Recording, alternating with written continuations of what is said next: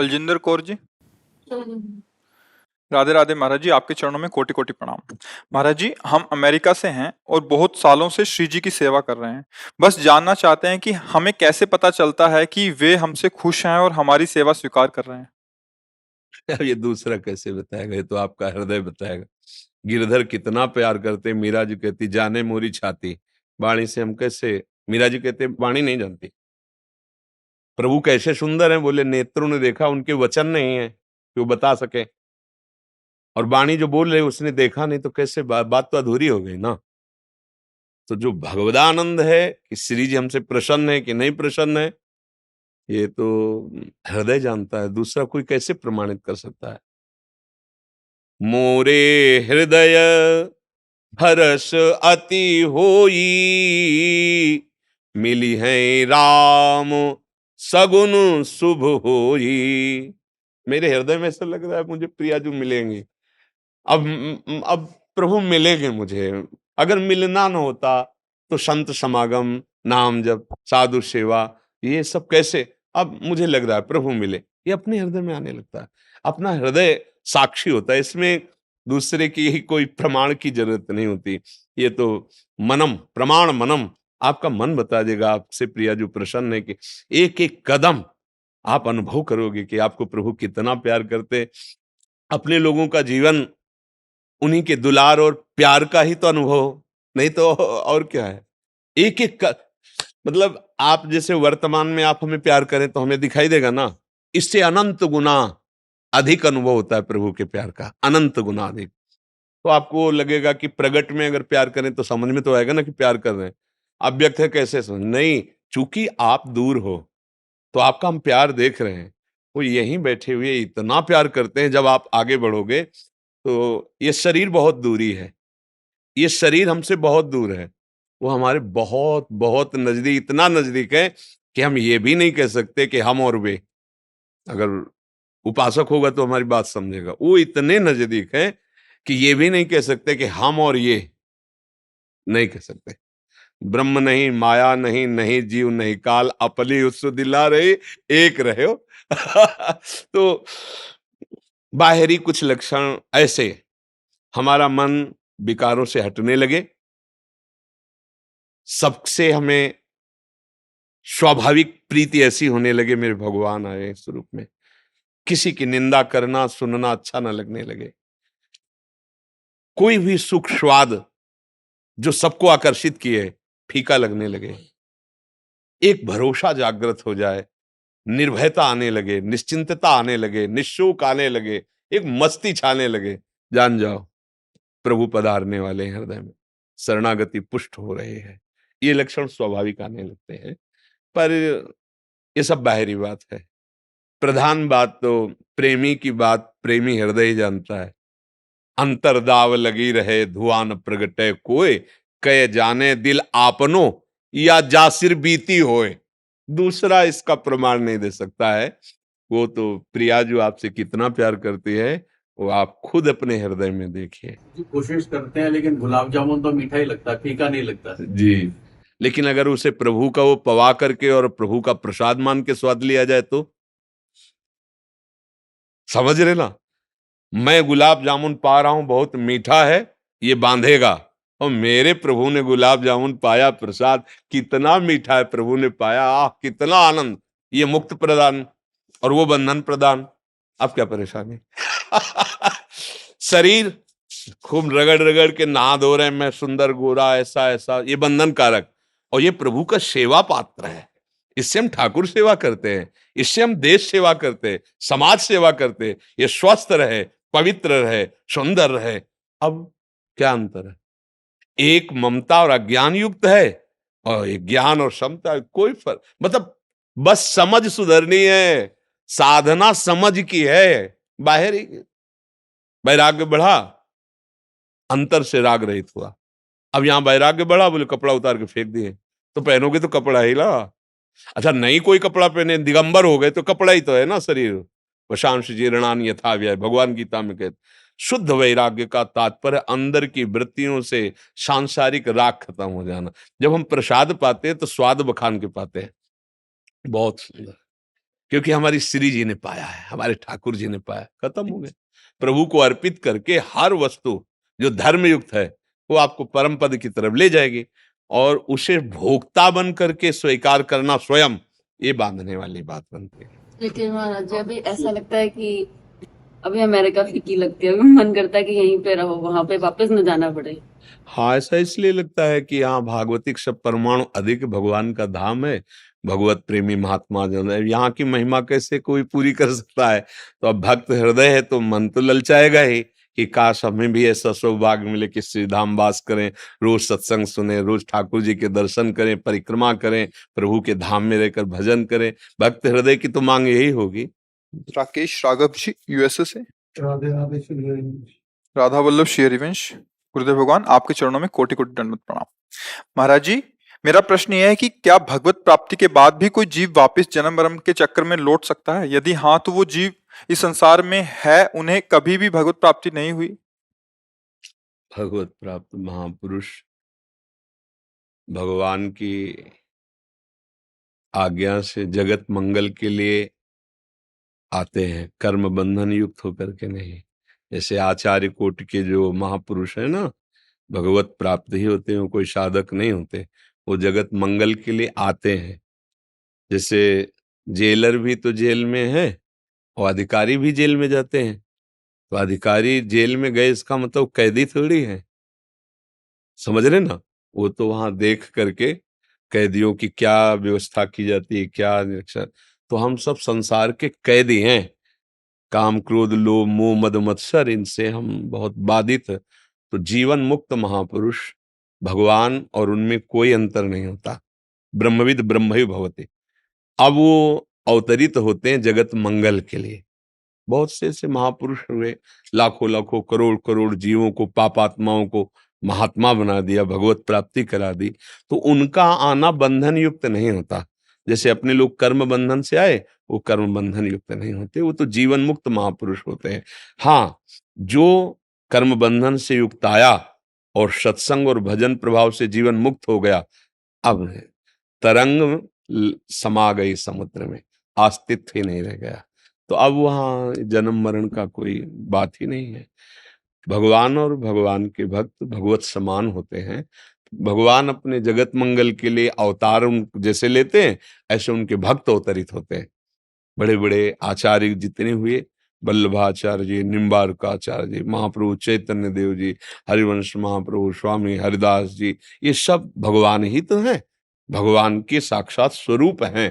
तो इनमें जीवन मुक्त होने वाली बात ही नहीं है, तो भगवान ही ईश्वर कोटि के हैं। अपने लोग जो सांसारिक धरा में आए, फिर इनके वचन मानकर भजन साधना उपासना और ऊंचाई पर पहुंचे, तो खत्म हो गया।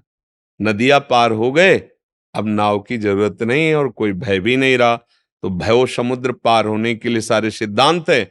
आज उसको समझ में आ गया कि मेरा स्वरूप क्या है। तो ये देह का भाव अभिमान, इंद्रियों द्वारा भोगों को भोगना, ये अज्ञान की धरा में है।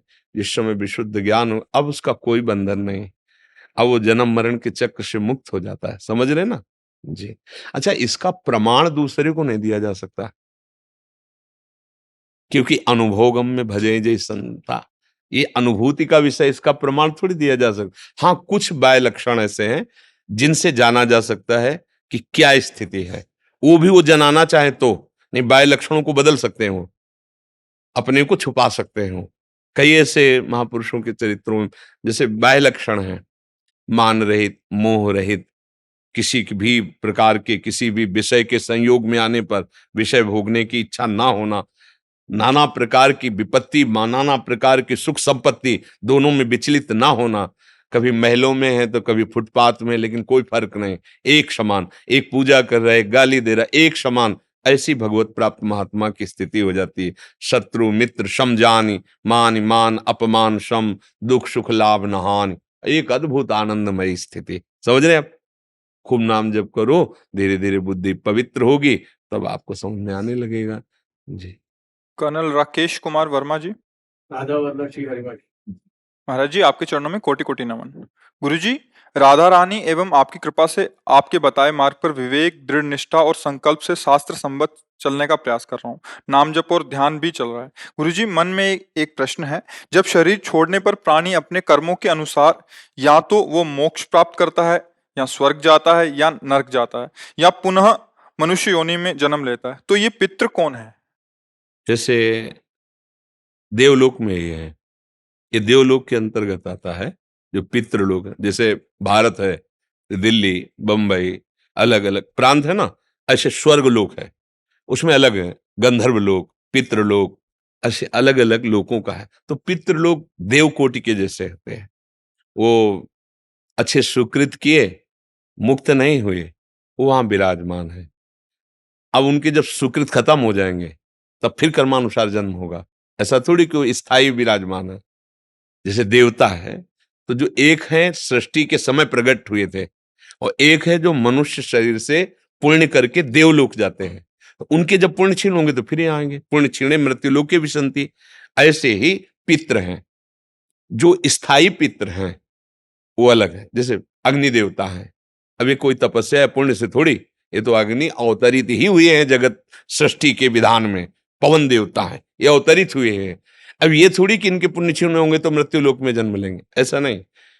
अब जो हम तपस्या भजन पुण्य करके स्वर्ग लोक जाएंगे, जब तक उनका पुण्य रहेगा तब तक भोग मिलेंगे, फिर इसके बाद हटा दिए जाएंगे वहां से, फिर मृत्यु लोक आ जाएंगे। तो ऐसे ही पितरों का है, जो स्थायी पितर जैसे अर्यमा आदि हैं, ये भगवत स्वरूप है, उस लोक के अधिष्ठात्र हैं, उनके अंडर में जाकर हो। अब तभी तो मनाते कि अगर हमारे कुल में कोई महात्मा प्रकट हो जाए, भक्त प्रकट हो जाए, भजन करे, तो हम इससे ऊपर निकल जाएं। पुण्य क्षीण होने पर मुझे नीचे जाना पड़ेगा। अगर वो बहुत पुण्यात्मा और भजनानंदी हमारे कुल में आ गया तो हमारा कल्याण हो जाएगा। तभी कहा गया ना 21 पीढ़ियां तर जाती हैं। उसके पितर देवर्षि नारद जी ने कहा है, जब कोई भगवान का भक्त जिसके कुल में पैदा होता है तो वहां पितर उत्सव मनाते हैं, पितृलोक में ताल ठोकते हैं, भुजा ठोकते हैं। आप मुझे कोई परास्त नहीं कर सकता, क्योंकि भगवान का भजन करने वाला बालक हमारे कुल में, अब हमारा निश्चित कल्याण हो जाएगा। अब हम यहीं से ऊपर जाएंगे, नीचे गिरना नहीं पड़ेगा, अब हमें ऊपर जाना होगा, भगवत धाम में जाएंगे। तो ये विषय है कि पितृलोक में जो सुकृतवान, अब जैसे अपने पितर नरक में भी तो है ना, कोई ऐसा थोड़ी है कि वो नरक में नहीं। दोनों प्रकार के कर्म जैसे होते हैं ना, तो जिसकी जिस कर्म की वृद्धि हो गई, अच्छे बहुत कर्म हुए तो देवलोक के पितर, और बुरे कर्म हुए तो पितर नरक लोक में भी तो है ना, नरक की यंत्रणा भी भोग रहे हैं। तो दोनों अभी अधूरे ही तो है ना, दोनों अधूरे हैं। पूर्णता को ना तो स्वर्ग वाले प्राप्त है, वो तो नरक ही है, उनको भी जन्मना होगा, इनको भी जन्मना होगा। ये थोड़ा अच्छी सुविधाजनक जेल है, और वो जो नरक है बड़ी असुविधा और कष्टप्रद जेल है। जेल दोनों ही है। देवलोक कोई स्वतंत्र लोक थोड़ी है कि परमानंद की अनुभूति होगी। पूरा का पूरा जलन वैसे ही होती रहती है। अपने बगल से विमान निकला, अपने से कई गुना अच्छा और कई गुना सुंदर अप्सरा, कई गुना सुंदर उसके सुख सामग्री, तो देख के ईर्ष्या हो रही, जलन हो रही। इसके बाद स्मृति आती रहती है, ये पुण्य खत्म हो जाएगा। जैसे आप बहुत 5 स्टार होटल में कमरा लिए, हर व्यवस्था आपकी है, और आपका बैंक बैलेंस कम होता जा रहा है। अब आपके दिमाग में चलेगा अब क्या होगा, जिस दिन बैंक बैलेंस खत्म हो जाएगा मुझे धक्का मार के होटल से निकाल दे। वही दशा, जहां निकलने का समय आता है तो उसके गले में पड़ा हुआ पुष्पमाला कुम्हलाने लगता है। बस भयंकर दुख उसको होता है, ये अप्सरा छूट जाएगी, ये विमान छूट जाएगा, ये सुविधाएं छूट जाएंगी, अब पता नहीं कहाँ जन्म होगा। फिर जहां खत्म, जैसे आपका पैसा एकदम खत्म, अब वहां से धक्का मार के निकाल दिया गया। अब वो आएगा इस लोक में, जो बचे हुए सुकृत है, पूर्व के जो जमा हुए हैं, जो भोग चुके हो अलग, जो पूर्व के जमा उनसे कुछ हिस्से में, अब वो कहां जन्म लेगा, वो भगवान विधान करते हैं। ऐसे नरक से पाप कर्म भोगा, पवित्र हुआ, अब वो कहां जन्म लेगा। लेकिन ये दोनों अधूरापन ही है, सोने की जंजीर और लोहे की जंजीर जैसा दोनों को बंधन दोनों को है। मुक्त वो हो जाता है जो भगवान को प्राप्त हो जाता है, उसके मरने या रहने से कोई फर्क नहीं पड़ता है। जीवित भगवान को प्राप्त है, ये निरंतर भगवान का सुमिरन हो रहा है, भगवान की सेवा को, तो जीते जी मुक्त है। अब वो जीते जी मुक्त है, शरीर छूटना एक केवल क्रिया होगी, वो जीते जी मुक्त हो चुका है। कहा नहीं जाता, जीवन मुक्त महापुरुष है, मतलब शरीर का कर्म बंधन कट चुका है। अब केवल प्रारब्ध रह गया है, जितने समय तक वो बस शरीर छूटा तो जो हैं वही हैं, वो जीते जी ब्रह्म स्वरूप हो गए। अपने स्वरूप में स्थित है, उनका कहीं आना जाना नहीं होता, ज्ञानी का। और भक्त का जो भावना करता है कि मुझे साकेत जाना है, राम जी के पास, मुझे कैलाश जाना है, शिव जी के पास, मुझे गोलोक जाना है, मुझे वृंदा, वही वही चिदानंद धाम स्वरूप से उसमें विराजमान हो जाता है। गुरु जी ये मान के चले कि जैसे फौज में यूनिट पे पहुंचने से पहले एक ट्रांजिट कैंप होता है, बीच में कुछ दिन के लिए वहां पर उनको रखा जाता है, जिससे कि यूनिट पहुंचने से पहले उनको सब समझ आ जाए। तो ये बीच का हिस्सा है, अभी पूरा नहीं हुआ। नहीं, यूनिट देखो नहीं उसमें पहुंचे, क्या, यूनिट मतलब मोक्ष।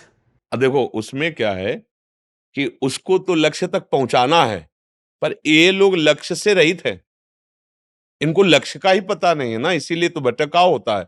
नहीं, अभी लक्ष्य का पता हो तो वहां थोड़ी बीच में जाना है, सीधे लक्ष्य में पहुंचना है। ऐसा थोड़ी कि सबको स्वर्ग ही जाना पड़ेगा, नरक ही जाना पड़ेगा, नहीं, सीधे भगवत प्राप्ति।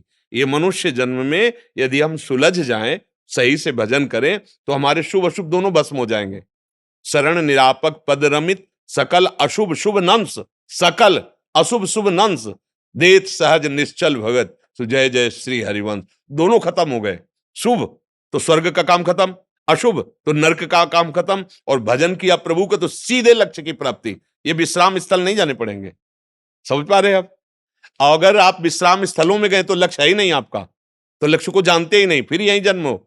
अब लक्ष्य बने तब वहां जाओगे, ऐसा थोड़ी कि वहां से आके बीच में पड़ा हुआ फिर आप ऊपर चढ़ जाएंगे, ऐसा नहीं होगा। समझ रहे ना? उसमें तो लौकिक प्रक्रिया है, इसमें ये प्रक्रिया नहीं है। इसमें आपकी गति ही इतनी केवल है, उस गति को समझा ही नहीं आपने, तो बार बार यही भटकना पड़ेगा। पुनरपि जननम पुनरपि मरणम पुनरपि जननी जठरे शयनम, बार बार जन्म बार बार मरण होगा। आस्तंभ पर्यंतम सर्वम मायामयम जगत, सत्यम सत्यम पुनः सत्यम, हरे नाम केवलम। हरि नाम ही तुम्हें पहुंचा सकता है, भगवान नाम ही तुम्हें परम पद में नहीं यहां से लेकर ब्रह्मलोक तक सब मायामय जगत है, परिवर्तनशील है। ब्रह्मलोक का भी तो परिवर्तन होता है, जब सृष्टि लय होगी तो वो भी खत्म हो जाएगा। समझ पा रहे हैं आप? जी। सचिन शुक्ला जी, महाराज जी राधे राधे, आपके चरणों में प्रणाम। महाराज जी, हमारे जीवन में बहुत बड़ा दुख आया, लेकिन आपके प्रवचन और नाम जप से मैं उन दुखों से धीरे धीरे बाहर निकल रहा हूँ। मेरे संपूर्ण परिवार नाम जप कर रहा है। आप हमें आशीर्वाद दीजिए जिससे हम दुखों से निकलकर प्रभु के हाँ, निकट दुखों से रहें और उनकी निकलने का कृपा। उपाय भी है। दुख प्रकट कहां से होता है हमें समझना है। ये जो हम दुख शब्द है, इसकी उत्पत्ति कहां से है? अज्ञान से। क्योंकि अज्ञान से पापाचरण होते हैं, और पापाचरण ही हमें दुख प्रदान करता है। अगर हमारे अंदर ज्ञान का प्रकाश हो जाए, हम अच्छे आचरण करें, तो कभी दुख नहीं मिलेगा। अब क्या होता है, वर्तमान की परिस्थिति को देखकर लोग निर्णय कर देते हैं। जैसे अब आप अच्छे आचरण कर रहे हैं और आपको कोई भारी विपत्ति, दुख, समस्या, तो लोग कहते हैं माला चलता है, कंठी पहने हैं, तब भोग रहा है ना कर्मों को। ये पूर्व का प्रारब्ध कर्म आया है। वर्तमान की जो आपकी भजन की वृत्ति है, ये आपके आगे प्रकाश करेगी। आए हुए पूर्व पाप के फल से आपको लड़ने की सामर्थ्य देगी।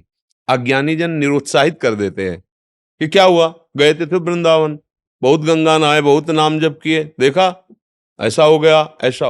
वो पूर्व कर्म है। अगर अभी हम सत क्रियाएं करें, सत मार्ग में चलें, हो सकता है जैसे पूर्व कर्मानुसार, लेकिन निराश, उदास, हताश ऐसा नहीं है। एक आनंदमय जीवन और लड़ने की सामर्थ्य, और इसका महत्व नहीं है, इसका महत्व नहीं है। ये अभी रुके या अभी चला जाए। भजन से क्या मिला है? किडनी ठीक होना नहीं, भजन से मिला है किडनी का महत्व ही खत्म हो जाना, शरीर का महत्व ही खत्म हो जाना। सच्ची कहते हैं, बड़ा कष्टप्रद जीवन होता है जिसकी किडनी खराब होती है, वो बड़ा कष्टप्रद। वो मतलब वही जानता है जिसकी दिनचर्या। पर भगवान के आश्रय से वो, जैसे कोई जमीन पर अपना अधिकार कब्जा कर ले, ऐसे हमारे मन पर, हमारी बुद्धि पर, हमारे चित्त पर, हमारे अहंकार, हमारे गुरुदेव, हमारे आराध्य देव ने अपने चरण पर धरा दिए। जो कुछ है हो रहा ना, उनके चरणों के प्रताप से हो। भजन का फल है अब हमसे गलत आचरण न हो।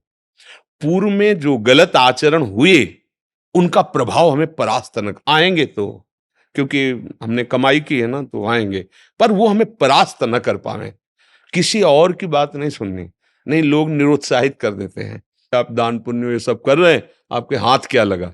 नहीं नहीं, ऐसा नहीं है। वो पूर्व में जो आ रहा है ना, वो हमारे पुरानी फसल है, किया हुआ कर्म है, वो हमको दंडित करने के लिए आ रहा है।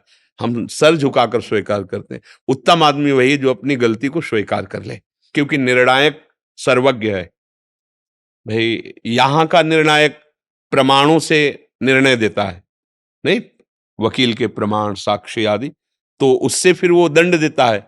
लेकिन जो सर्व न्यायाधीश है, उसको किसी प्रमाण की जरूरत नहीं, वो तुम्हारे हृदय में ही बैठा हुआ है। जहां से कोई संकल्प उदित होता है, उसके पहले ही वो जान रहा है। उसके द्वारा कभी गलती नहीं होती, चूक नहीं होती, क्योंकि वो सर्वज्ञ है, सर्वत्र है और सर्व सामर्थ्यशाली है। तो जो मेरे जीवन में विधान आया है, बहुत ही संभाल कर हमारे बहुत बुरे कर्म को बहुत कम में निपटाया जा रहा है। और वर्तमान में अपने चरणारविंद में हमारे मन की वृत्ति जोड़ दी, ये बड़ी कृपा हुई। अगर शरीर से जुड़ी होती, तब तो भोग मिलता, बहुत बुरा दंड मिलता, जो दंड है। लेकिन चित्त जुड़ा है प्रभु के चरणों में, तो अब दुख सुख भोगता बचा ही नहीं, वो मन सुख सिंधु के चरणों में, अब कोई बात नहीं। ऐसे ही ये बहुत सुंदर बात कि आप सुलझकर भगवान के आंतरिक भाव से शरणागत होकर पूरा परिवार नाम जप कर रहे, तो हम मान सकते हैं दुख आएगा, विपत्ति आ सकती है, अव्यवस्थाएं बढ़ सकती हैं, अव्यवस्थाएं, तो उसका तुम परिणाम मत समझना कि मैं सत्य मार्ग में चल रहा हूं, साधु सेवन कर रहा हूं, भजन कर रहा हूं, तो उसका ये फल नहीं। जब फल आएगा ना, तो नाच पड़ोगे, झूम पड़ोगे कि ओ मेरे मालिक कितने कृपालु। सच्ची कहते हैं, सच्ची, ये हृदय की बात कहते हैं।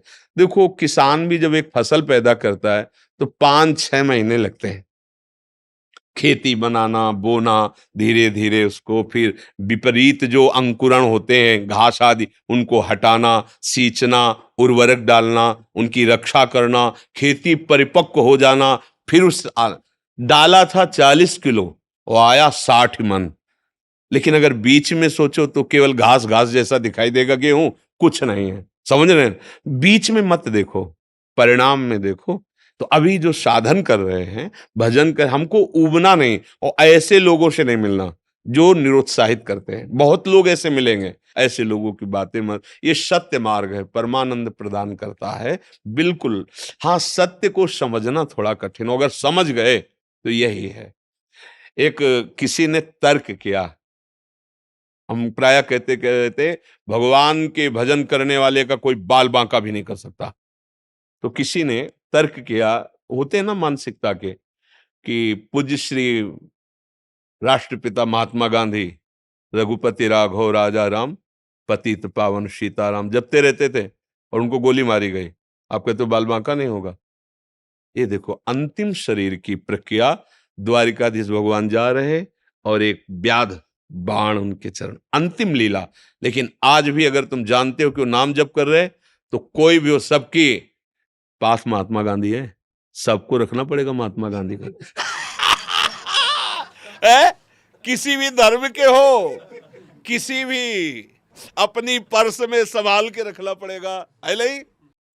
राष्ट्रपिता उनकी छाप से चलता है, नहीं चलता? उनका चश्मा, उनका महात्मा गांधी है ना, रघुपति राघव राजा राम, पतित पावन सीताराम, ऐसा नहीं है। अच्छा, ये बाह्य शरीर त्याग की लीला है, लेकिन जो परिणाम निकलेगा, ये तो बाह्य माइक बात है, ये जो परिणाम में वो साक्षात भगवान के स्वरूप हो गए। और देखो, राष्ट्र पिता कहे गए, राष्ट्र पिता कहे गए, ऐसा नहीं मानना चाहिए। परिणाम में देखो, ये लीला है, शरीर रचा गया है, अब इसकी अंतक्रिया क्या है, कौ कीड़ा पड़े। कितने ऐसे पापी लोग हैं, 1 सेकंड में चले गए, जुकाम भी नहीं हुआ। कितने ऐसे महात्मा जन जो बहुत ही कष्टप्रद जीवन गया, या कैंसर, ये कष्ट, ये कष्ट, इसका निर्णय करना थोड़ा कठिन है। अनंत जन्मों का हिसाब, उनका आखिरी जन्म है, पूरा सब रजिस्टर साफ। अब वो दौड़ेगा भी, करोड़ों जन्म, जन्मना मरना है, वो अलग हिसाब है। अब ये ज्ञान तो है नहीं, तो हम लोग तर्क कर देते हैं कि ऐसा क्या हुआ, वो तो पिट गया। नाम कभी भी मिथ्या नहीं होता। नाम जप कभी भी ऐसा नहीं कि आप जपा और व्यर्थ चला गया। हमने बहुत से ऐसे कुकर्म किए हैं, गंदे आचरण किए हैं, जिनको बोया है खेती में। अब वो जब उपजेगा तो कष्ट तो होगा ही ना, अब वो तो भोगना पड़ेगा ना। अब शरीर को नहीं। अच्छा बताओ, जैसे बड़े बड़े संत महात्मा हैं, पूज्य भाई जी महाराज, उनकी से हनुमान प्रसाद उनकी वाणी से करोड़ों भगवत प्राप्त हो गए, देश विदेश सब, और आगे होते रहेंगे। शब्दों में दम होता है ना।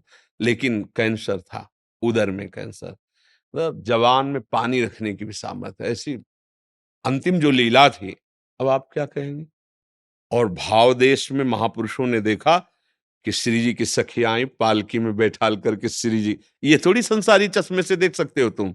पंडित गया प्रसाद जी महाराज यही गिरिराज जी से देखा कि दिव्य पालकी में वृंदावन कोई सहचरी आ रहे, तो देखा कि अरे ये तो भाई जी हनुमान प्रसाद पोद्दार है। तुरंत तो पता लगवाया, बोले हाँ भाई जी पधार गए। देखा, और शरीर छोड़ने की प्रक्रिया क्या थी, कितना कष्टप्रद। ये नहीं देखा जाता कि अब वो तो केचुल है सांप की जैसे, ऐसे शरीर छूट रहा है। अब किस निमित्त से, वो निमित्त पहले रच गया है, पहले रच गया है कि अब इस कोटि से ऐसे ऐसे होगा और वो प्राण निकलेंगे। तो हम उसके जीवन भर के भजन या जीवन भर के अधर्माचरण से उसकी इसमें नहीं ला सकते। वो तो बड़ा अधर्माचरण करता था और एक झटके में ऐसे दिल फेल हुआ, चला गया, कोई कष्ट नहीं मिला। हम सुने ना शब्द ऐसे, ऐसा नहीं है। अभी अनंत जन्म भटकने पड़ेंगे जब तक भगवत भजन नहीं होगा। इसलिए बहुत मंगलमय बात है, सबको नाम जप करना चाहिए। गंदे व्यसन नहीं, गंदे आचरण नहीं। भगवान ने बड़ी कृपा करके मनुष्य बनाया है। देखो पशु पक्षियों की क्या दशा है, आप देख लो ना, कैसे कैसे कष्ट मिलते हैं। अगर उनको कोई घाव हो गया, कोई कांटा लग गया, तो निकालने की सामर्थ्य नहीं। आपको कोई कष्ट हो जाए, डॉक्टर है, कितना बढ़िया शरीर आपको मिला है। अब ऐसा भजन करो कि अब कोई ये नाशवान शरीर ही न मिले, प्रभु के पास चला जाए। दिव्य धाम है, अनंत महिमा है, उनकी सेवा में अपने स्वामी के साथ रहा जाए, मुक्त हुआ जाए इस दुख में संसार से। यहाँ कोई सुख नहीं है, केवल एक भ्रम जैसा बैठा हुआ है। और जो भजन करता है उसके लिए ये भी सुखमय हो जाता है संसार। ये दुखालय सुख समुद्र बन जाता है, क्योंकि भगवान ही तो है सब रूपों में। खूब भजन करो। राजा प्रेम प्रकाशी जी जयपुर से। राधे राधे। श्री हरि। शेरविंश महाराज जी। महाराज जी, माता पिता की सेवा करने के बाद भी अगर अनुकूल व्यवहार नहीं हो तो पुत्र का क्या कर्तव्य होना किसका? चाहिए? माता पिता का ना। हाँ, हम तो कई बार कहा है, सेवक को चाहिए कि स्वामी के व्यवहार से सेवा नहीं होती। स्वामी क्या व्यवहार कर रहा है हमें उससे नहीं लेना। हमारा क्या कर्तव्य स्वामी के प्रति, बस इतना ध्यान रखना है। हमसे सेवा में चूक यही हो जाती है कि हम अपने सेव्य से अपनी अनुकूलता चाहते हैं, कि वो दुलार करके बोले वाह बेटा, तेरे जैसा बेटा तो भारत में नहीं है, चाहते ना। अब वो जब गाली देंगे, आप उनके कपड़े धो रहे हो, आप सेवा कर रहे हो, वो आपको गाली देंगे, आपके प्रतिकूल व्यवहार करेंगे। जो सेवा नहीं कर रहा हो सकता उसका पक्ष ले लें, वो आपका विरोध करें, फिर आप सेवा करो, तो आपकी बात बन गई। देखो सेवा धर्म कठोर है। सेवा धर्म सेवक सुख चाहे और मान भिखारी, बोले बिल्कुल गलत बात है। व्यसनी धन और शुभगति व्यभिचारी, बोले बिल्कुल गलत बात है। हम सेवक हैं। आप क्या व्यवहार करते थे माँ के साथ जब आप छोटे थे, हक देते थे, लघुशंका कर देते थे? कभी माँ ने शिकायत की क्या? आप जवान अब हुए कि तुमने बच्चा बहुत सताया बचपन में, हम नए कपड़े पहनकर कहीं जाना चाहती, तुम लघुशंका कर देते थे, शौच कर देते, कभी नहीं कहा। आज अब अवसर आपका है, आप भी कुछ मत कहो। वो कैसी भी परिस्थिति में आपके सामने हो, गाली दें, अपमान करें, कुछ भी कहें, हाथ जोड़ करके अंदर से भगवान से मनाओ कि मुझे सामर्थ्य दो कि मैं सेवा निर्दोष कर पाऊं। नहीं तो हम सुबह से शाम तक तुम्हारी सेवा करें, छोटे वाले को सब देने के लिए तैयार हो और हमको गाल देख लो तुम, ये हम ऐसा नहीं। बहुत सावधान होकर भगवत भाव से करो, इसीलिए सेवा थोड़ा कठिन होती है। सेव्य अनुकूल रहे फिर सेवा हो, बढ़िया है। लेकिन सेव्य प्रतिकूल हो फिर सेवा हो तो जगत पर विजय प्राप्त कर लोगे, ये बात ध्यान रखना है। इसीलिए सेवक सुख चाहे, निषेध किया गया। तभी उन्होंने पूछा सेवा में क्या दोष हो सकता है? सो सुख वांछा, हमारी वांछा है ना, 4 लोग पड़ोसी व्यवहार करें, ठीक। जब आप उनकी सेवा करके निकलेंगे और उनके पास कोई बैठेगा तो आपकी निंदा करेंगे। ऐसे में नाटक कर रहा है सेवा का। ऐसे शब्द बोलेंगे कि आपको लगे कभी इनके पास नहीं जाऊंगा। नहीं नहीं नहीं, समय से सेवा, उनके कपड़े धोना है, उनको व्यवस्था करनी, जो समय चुपचाप श्री विग्रह ठाकुर जी का आप सेवा करते हो, वो कुछ कहते तो है नहीं ना, कुछ नहीं कहते ना, आप सेवा करते हो, ठीक है। लेकिन गुरु जी, अब इनकी सेवा करके दिखाओ। बात समझ रहे? इसीलिए ठाकुर जी की सेवा से भी बढ़कर गुरु जी की सेवा कही गई। सेवा करोगे, इसके बाद अगर जरा भी अभिमान दिखाई देगा सेवा का, तो डांट लगा के, तुम्हारे अपमान करके तुम्हारी वो वृत्ति हटा देंगे, अहंकार। यार मतलब पूरा जीवन दे दिया इनको, दूसरे आते फट से माला पहना देते, रात दिन इनकी सेवा में लगे, एक बार प्रेम से भी नहीं देखते। चलो यार, मतलब कुछ नहीं। अहंकार जो है, जानते हो, जिससे जितना प्यार किया जाता है वो बाहरी व्यवहार नहीं किया जाता है। जैसे मान लो ये लोग हैं, हमने कभी माला नहीं पहना है, कभी नहीं से ये ले क्यों? जैसे हम अपने को अपने हाथ से माला पहनाएंगे, अपने लिए थोड़ी। ये अपने हो गए, ये हमारी आत्मा है, ये हमारे प्राण है। अब जैसे आप आए हो, आपकी आकांक्षा है, अब हम माला देंगे तो आपको लगे महाराज जी हमें बहुत प्यार करते हैं। किस लिए दिया? जैसे लोग कहते हैं विशेष को क्यों देते हो? क्योंकि विशेष हजारों को संभाल रहा है, तुम अपनी केवल वासना की पूर्ति कर रहे हो, और वो हजारों को संभालने के पद में, और वो अगर धार्मिक हो गया तो हजारों को बचा लेंगे हम। हमें जरूरत है तुम्हारी अनुकूलता की। क्या अनुकूलता? तो हमारे धर्म को समझो। हमारे धर्म से जब चलोगे तो हमारे असहाय जो जन हैं उनका तुम सहयोग करोगे, तुम्हें हम सम्मान देंगे कि हमारी बात समझ जाओ, तो तुम्हारा मंगल हो जाएगा और हमारा देश सुखी हो जाएगा। एक एक पद अधिकारी अपने अपने पद का ठीक से सदुपयोग करे तो हमारा पूरा देश मंगलमय हो जाएगा। सब अपने अपने अधिकार का ठीक से निर्णय करें। तो जैसे कोई कोई प्रश्न कर देते हैं कि उनको तो माला चुनरी पहना दी क्योंकि वो विशेष है, इसीलिए पहना दिया, कि अगर वो धर्म से युक्त हो जाएंगे तो मतलब एक बड़ा पदाधिकारी है, और वो हजारों को, अगर वो धर्म से चलेगा, उसको एक बात आ गई कि अधर्म से चलने पर पतन हो जाएगा, अब वो धर्म से, अब धर्म जो है वो सबको सुखी, उसको भी सुखी कर देगा, हमारे समाज को भी सुखी कर देगा। अपनापन जो प्यार होता है वो एक आंतरिक वृत्ति होती है। माता पिता जब कटु वचन बोलते हैं सेवा के बाद, और उन्हीं को आप तुरंत किसी से सूचना भेजो कि वो अभी जा रहे थे ना, उनका एक्सीडेंट, फिर उनकी हालत देख लो आप। फिर उनकी उसी समय जो तुम्हें गाली दे रहे थे, जो तुम्हें अपमान, उसी समय उनके अंदर कितना प्यार है आपके प्रति, वो एकदम एकदम आप देखोगे कि अरे हम तो जान ही नहीं पा रहे थे इतना प्यार कर रहे हैं। बहुत समल सेवा भाव में भगवान बुद्धि ऐसी कर देते हैं सामने से कि लगता है कि सेवा क्या, इनके नजदीक भी मत जाओ, व्यवहार उनसे ऐसा करवा देंगे। इसलिए बहुत सावधान हो, और यही आपके मंगल का विधान हो जाएगा। अमर जी, आप आर्मी में ब्रिगेडियर हैं, इधर ही दिल्ली में पोस्टेड है अमर जी, आप सत्संग सुनते हैं। काम जब करते रहिए। देखो, ये जीवन देश सेवा में, तो इसका हमें फल मिलना चाहिए कि अब हमारी इससे ऊंची स्थिति होनी चाहिए, नीची नहीं होनी चाहिए। मनुष्य योनि में आकर परम पवित्र महामहिम भारत देश में जन्म लेकर और राष्ट्र की सेवा में अपने प्राणों को न्यौछावर करने का उत्साह रखकर, ये जो आपका, हम इसीलिए बहुत प्रसन्न होते हैं जब कोई आर्मी का कोई कि हमारे देश की सेवा के लिए एक जैसे तपस्वी तपस्या परायण होता है, ऐसे एक सैनिक कहीं भी उसको लगा दो, हर कष्ट सह कर वो देश रक्षा के लिए लगा। अब ये बाह्य सेवा हुई, अब आंतरिक सेवा पर ध्यान देना है। कुछ समय बाद हो सकता है आपको रिटायर किया जाए, आपकी चित्त वृत्ति प्रभु के चरणारविंद में लग जाए, तो मनुष्य जीवन सार्थक हो जाएगा।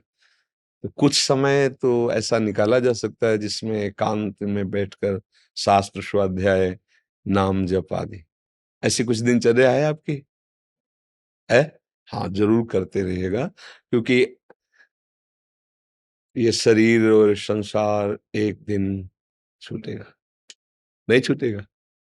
छूटेगा ना। अब हमें जहां जाना है वहां का परिचय तो है लेना, तो हमें वो परिचय बनाना है। नाम जप करते रहिए और जितना बन सके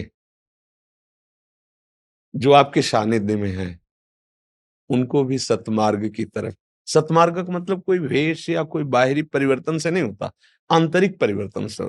हमारे कोई भी ऐसे गंदे आचरण ना हो, हमारा कोई गंदा ज्यादा विचार ऐसा ना हो, तो हम जो सेवा देश की कर रहे हैं इससे भी भगवान प्रसन्न हो जाएंगे।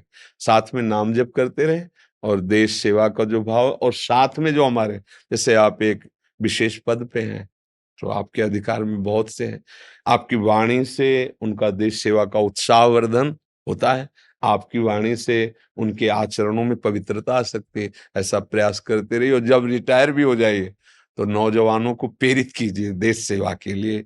है ले जी, धन्यवाद, धन्यवाद। राधा राधा राधा। जय जय। जी, अब मुरैना एक जगह है, वहाँ के विधायक हैं हमारे जी, वो देखो, हमारे पास जैसे आपको प्रभु ने अवसर दिया, भेजा, क्योंकि बिना प्रभु की इच्छा के धाम आना, संतों से मिलना, ये बिना भगवत कृपा के नहीं होता। उन्हीं की अब मोहि भाव भरोसा हनुमंता, बिनु हरि कृपा में। तो इतनी आपसे प्रार्थना है कि जो आपको पद मिला है उस पद का सदुपयोग करते रहना, ये भगवान की सेवा होगी।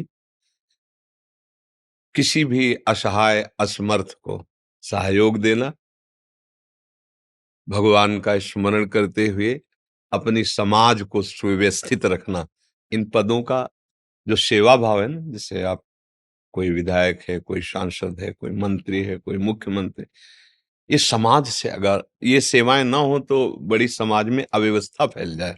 तो आपको एक व्यवस्था दी गई समाज की, तो भगवत कृपा से आप समाज प्रिय बने, आपको समाज प्यार करे। किस भाव से? जब आप उनकी सेवा की भावना रखेंगे।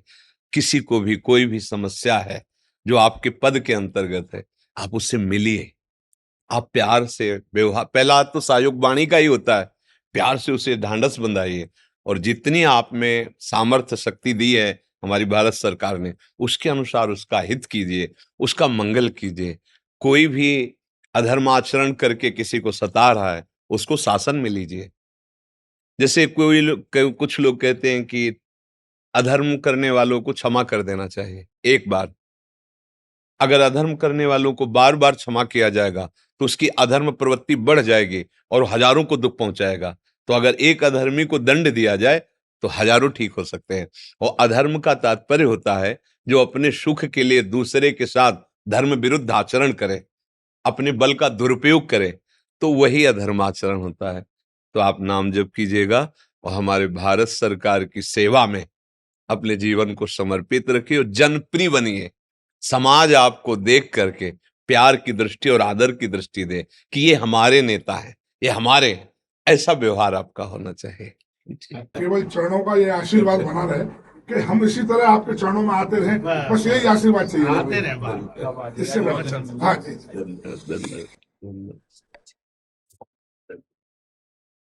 जी, अब डिस्ट्रिक्ट जज हैं, भरतपुर में है। हाँ।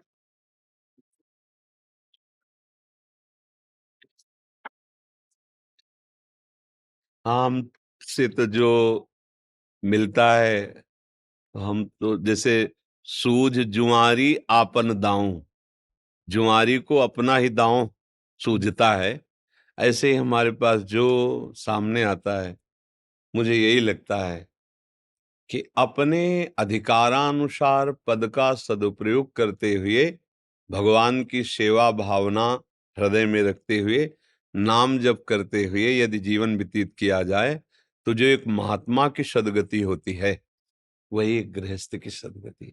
जैसे बता रहे हैं कि आप न्याय न्याय यही पूछना चाहते थे कि काम का सही तरीके से काम करते हुए खुद का भी कल्याण कैसे कर। देखो, आपके द्वारा जो निर्णय होता है उसमें बुद्धि प्रधान होती है और बुद्धि उन साक्ष्यों को प्रमाण मानती है जो वकीलों के द्वारा दिए जाते हैं।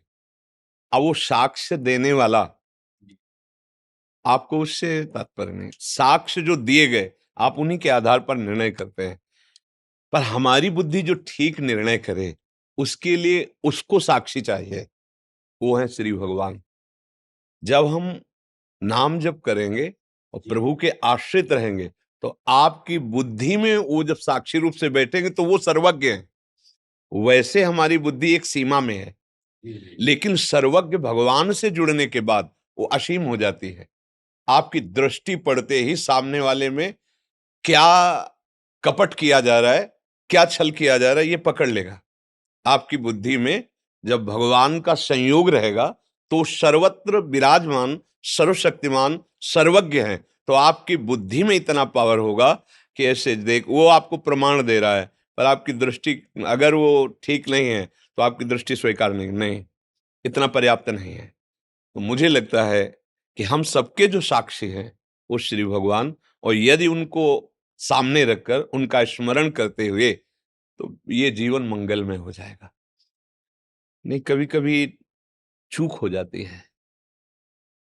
अगर कोई अपने धन के प्रभाव से ऐसे साक्ष्य, ऐसी वकालत आपके सामने लाया जो बिल्कुल निर्दोष है और आपकी कलम से, तो वो हमारे लिए कभी घातक होगा, वो कभी हमारे लिए विरोध भाव में आ जाएगा, चाहे हृदय से हो, चाहे परिवार से हो, या शरीर के पूरा होने के बाद निर्णय में। तो मुझे लगता है कि भगवान को साथ लेके चलना चाहिए। जब आप उस आसन पर बैठे अपने, तो पहले 1 मिनट रुकिए और जो जगत का सबसे बड़ा न्यायाधीश है उसको बोलिए कि जो भी यहाँ होगा वो आपकी साक्षी में होगा, मैं तो एक निमित्त मात्र हूं, मेरे स्वामी आप देखते रहिएगा।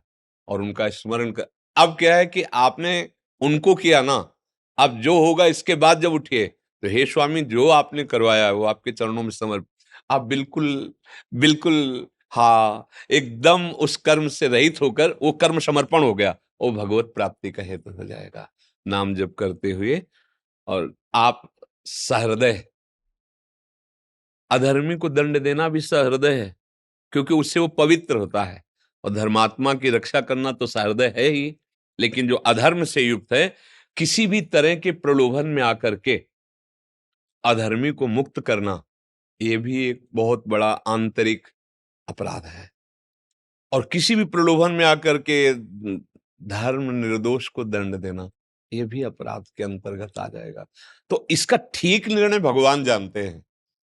अगर उनको आप लेके चले ना हृदय में तो चलते हैं, अगर ना चलते होते तो हमारे पास ना आते यहाँ सामने, क्योंकि महारानी जी का महल है और श्री जी के महल में वही आता है, श्री राधिका कृपा बिनु सबके, जैसे विभीषण जी ने कहा मोहि भाव भरोस हनुमंता, बिनु हरि कृपा मिले नहीं संता। तो सद्भावना, प्रभु के प्रति पूर्ण समर्पण भाव और नाम जप, इससे ये जीवन भी मंगलमय रहेगा और आगे भी मंगलमय रहेगा। हम जब यहाँ से शरीर छूटे तो ऐसे जाएं कि अब हमें नीचे न उतरना पड़े, जितनी चढ़ाई पे चढ़ गए, उत्तम मनुष्य शरीर, उत्तम पद, अब हम कहीं नीचे न जाए, बस इतनी सावधानी। यहाँ की व्यवस्था कोई खास व्यवस्था नहीं है, हमारा जन्म जन्मांतरों से ये चक्र जो चल रहा है ये रुकना चाहिए। बार बार जन्म, बार बार मरण, इस बार मनुष्य शरीर, अगला पता नहीं कैसा। तो मुझे सावधानी से बर्ताव करते हुए इस जन्म में अपने स्वामी को रिझा लेना है, हरि को रिझा लेना है, प्रभु को रिझा लेना है। दंड दंड दंड दंड।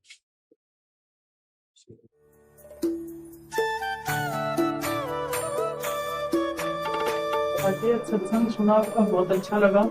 और अभी तो यहाँ मन में बैठ जाते हैं पूरी तरीके से।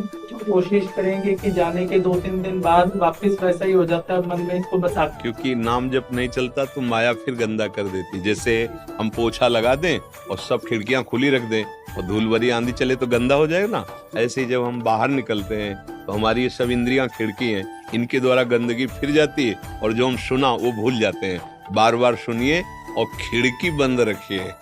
हम गलत चिंतन न करें, गलत देखें नहीं, गलत आचरण न करें, तो जो सुना है वो हमारे हृदय में टिक जाएगा। ठीक है ना?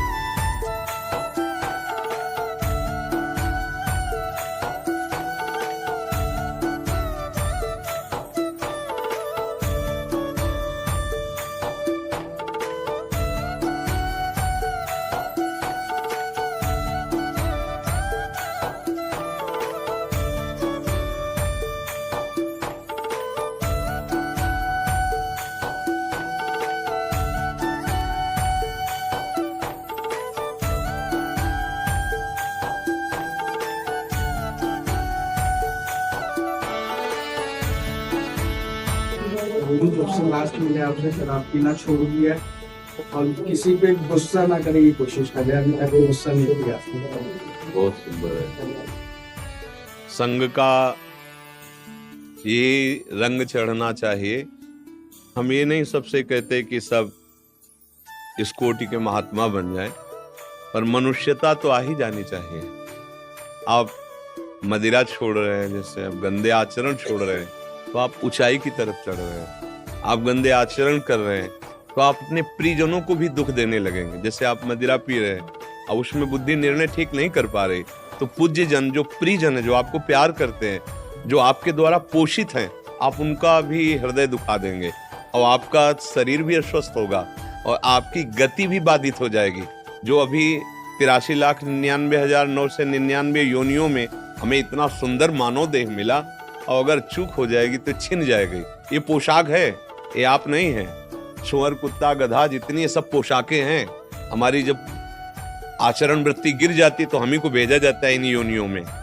आज जब हम जहां आ गए हैं, अब हमको ऐसी कमाई कर लेनी चाहिए कि इससे नीचे तो ना गिरे ना, फिर अगला जन्म हो, फिर हमें अच्छा परिवार मिले, हम दूसरों को सुख पहुंचाएं, नाम जप करें, देश सेवा करें, गुरु की सेवा करें, माता पिता की सेवा करें, जन सेवा करें।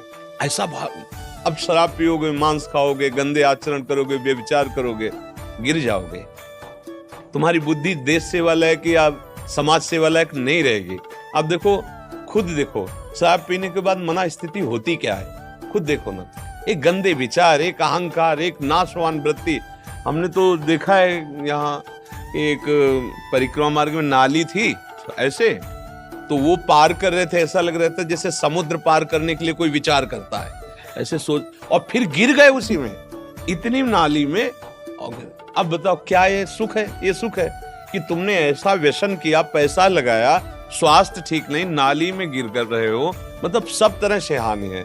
तो हम आपको धन्यवाद देते हैं कि आप हमारी बात माने और आप अपना मंगल कर रहे हैं, आप अपना हित कर रहे हैं, ये हमें सुख मिलेगा। जैसे बच्चा दूध पी लेना तो माँ कहती शाबाश। बच्चे को दूध पीना माँ शाबाश इसलिए दी, तो मेरा लाला है, सुखी रहेगा, स्वस्थ रहेगा। ऐसे आप सब हमारे प्रियजन हैं। अगर आप स्वस्थ रहेंगे तो हमारा एक एक आदमी सुधरना शुरू कर दे तो हमारे देश में आनंद हो जाएगा।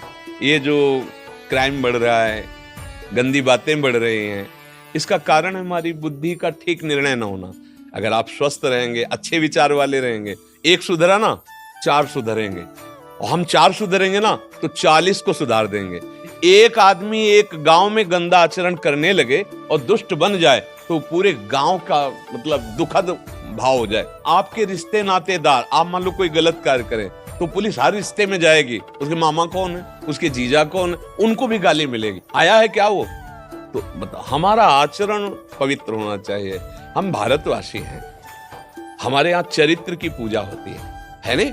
आप देखो ना, रावण किस बात में कम था? बल था, उत्तम कुल पुलस्त करनाती, सब था, लेकिन चरित्रहीन था। समझ रहे ना? राम चरित्र गाया गया है, इसलिए हम भगवान के अंश हैं। हमारे चरित्र, हमारे आचरण हो कि हमारी समाज, हमारा परिवार और हम स्वयं सुखी रहें, ऐसे आचरण से चलें।